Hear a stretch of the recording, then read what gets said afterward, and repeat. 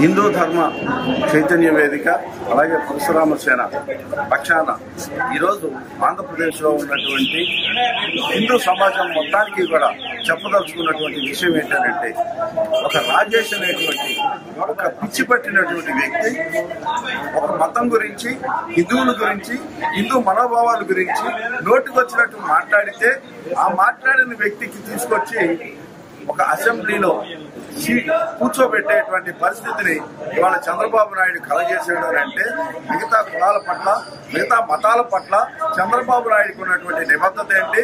ఈయనకి రాజ్యాంగం మీద ప్రమాణం చేసి అందరినీ సమానంగా చూస్తానని ప్రమాణం చేసి అసెంబ్లీలోకి వెళ్ళవలసినటువంటి రాజేష్ అనేటువంటి వ్యక్తి హిందూ సమాజం మీద, హిందూ దేవుళ్ళ మీద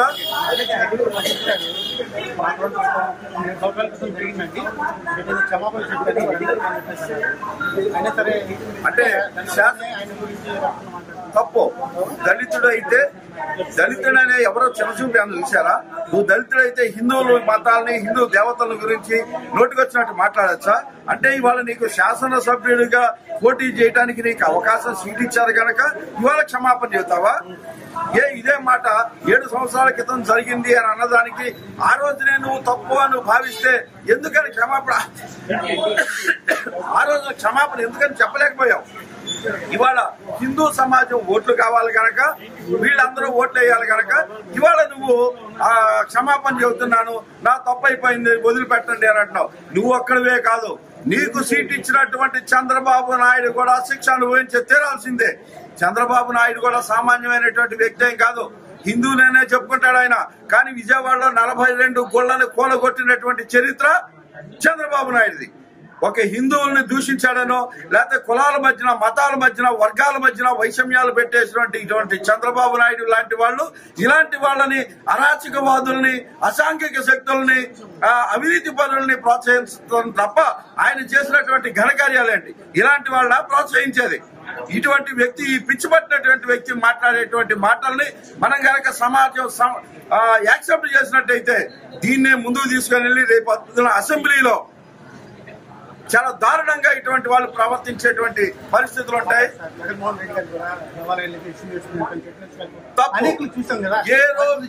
ఏ రోజున కూడా ఇది ఎల్లో మీడియా చేసినటువంటి ప్రచారం.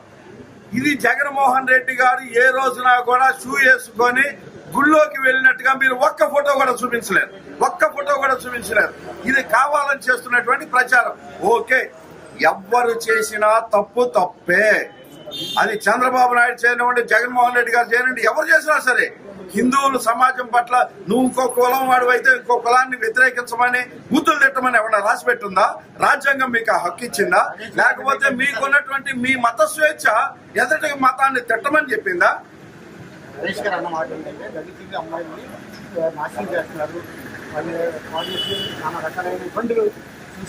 తప్పు. ఆ మాట కదా అన్నది. హిందువులు పెళ్లి చేసుకుంటే హిందూ అమ్మాయిల్ని తీసుకొని రండి, ₹1,00,000 ఇస్తాను. దళితుల పట్ల అమానుషాలు జరిగితే ఎవడు దాన్ని సమర్థించట్లేదే. ఎవరైనా సరే అన్యాయానికి, అక్రమానికి, దుర్మార్గానికి గురైతే మన జగన్మోహన్ రెడ్డి గారు దిశ పోలీస్ స్టేషన్, దిశ పేరు ఎందుకు పెట్టారు? అక్కడ ఎక్కడో జరిగినటువంటి కార్యక్రమాన్ని తీసుకొని వచ్చి తెలంగాణలో ఎక్కడో జరిగితే అక్కడ జరిగిన అమానుషానికి ఆ అమ్మాయి పేరు దిశ కాదు, ఏదో పేరు ఉంది.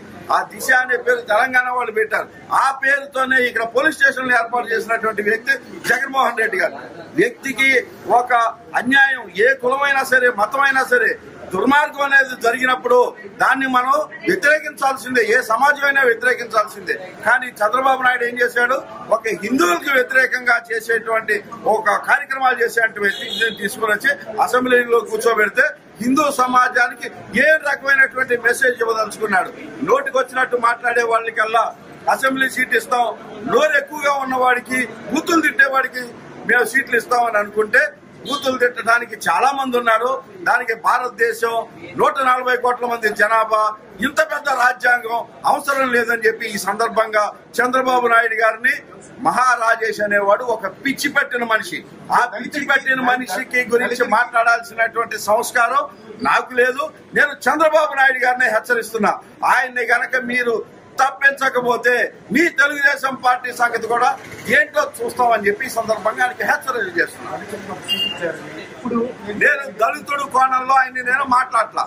నేను దళితుడు అనే పదాన్ని ఇంతవరకు ఇంతసేపు మాట్లాడా. అతన్ని దళితుడుగా నేను మాట్లాడలా.